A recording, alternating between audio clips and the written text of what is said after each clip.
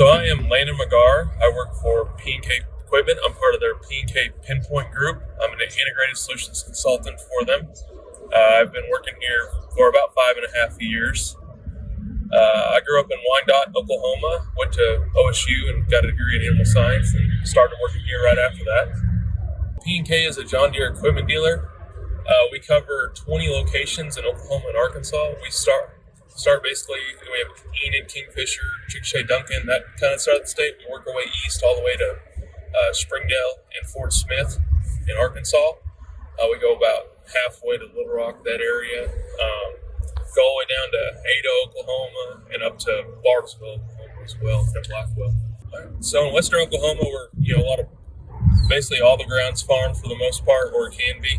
On the eastern side of the state, it's all river bottoms. We have a lot more irrigation, a lot of pivots, so more row crops, soybeans. We do a little bit of winter wheat. Sometimes we do some cotton.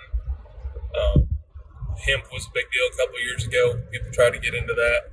Farm size around here is between, we have some 1,000 acres, but mostly 2,000 to 3,000, 4,000 acre farms. We have some bigger guys as well. That'll get up to 10,000. Some little mix of everything on this side. We'll get some smaller guys as well that I deal with that are just now starting to get into auto track, auto steer, and the basic guidance systems. And then we have some more advanced customers that are using the full suite of John Deere technology, including AutoPath, auto track turn automation, machine sync, and implement guidance. Then we have a lot of them. I would say the average John Deere technology user that are just using auto track section control. A little higher than that, infield data sharing if they're running more than 2 machines in the same field. So if you have 2 people that are planting in the same field, that's really helpful for the shared coverage, allowing them to share their guidance lines and use each other's coverage for section control. Really trying to optimize their amount of seed usage or chemical or whatever other inputs they're putting on.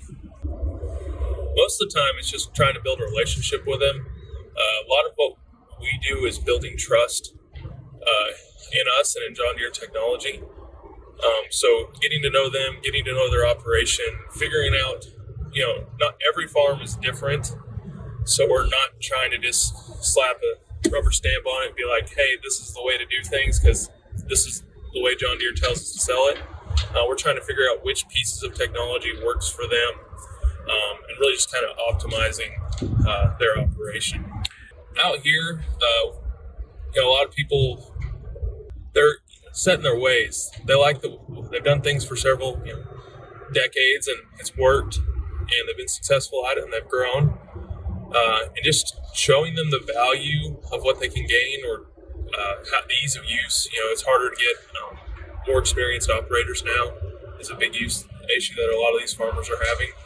So if we can make their operators' experience in the cab easier or make it to where it's more foolproof when an operator gets in the cab to run a machine, that helps a lot for them.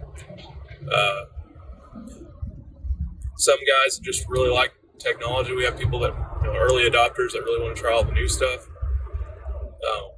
But the main focus over here, because of the row crop and stuff, you get into, they want to be accurate. We have a lot of RTK users over here.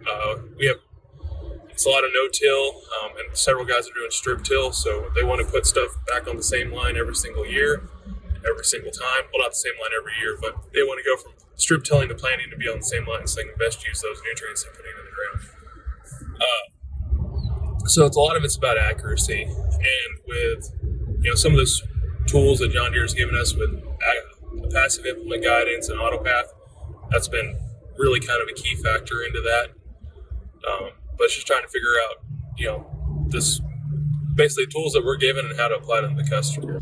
Over here, I would say 90%. It's mostly no-till, and then I would say 20 to 30% are probably strip-till. Okay. We have some guys, most of it's anhydrous strip-till. We start doing that in about a month. Start getting that in the ground. Yeah, so during COVID, we had a real issue getting a hold of receivers and displays and the things that make the John Deere technology suite work. A lot of supply chain issues and stuff led to that. And so that caused the used market of those technologies to really skyrocket. I would say in some cases we saw 3 to 4 times the new price of that stuff going for on the market. It was crazy.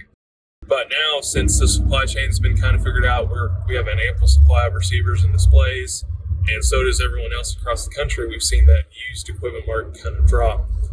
That's allowed us, especially in this area, we have a lot of hay production and livestock producers, those smaller farms, to kind of like work them into that John Deere technology suite, just getting them into the basic auto steer, where it's really applicable for those smaller producers. Just getting them into auto steer, one, it makes their operation way more efficient. Two, you feel better at the end of the day when you bring auto steer. Besides just, you don't feel stressed when you get home after a day of work. You feel like you can still do something versus you're just dead beat tired.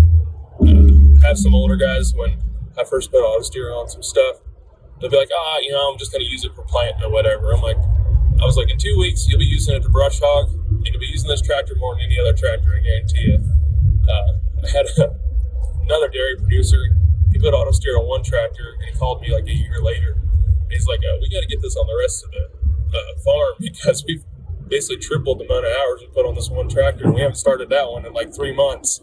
So he's like, everyone wants to use it.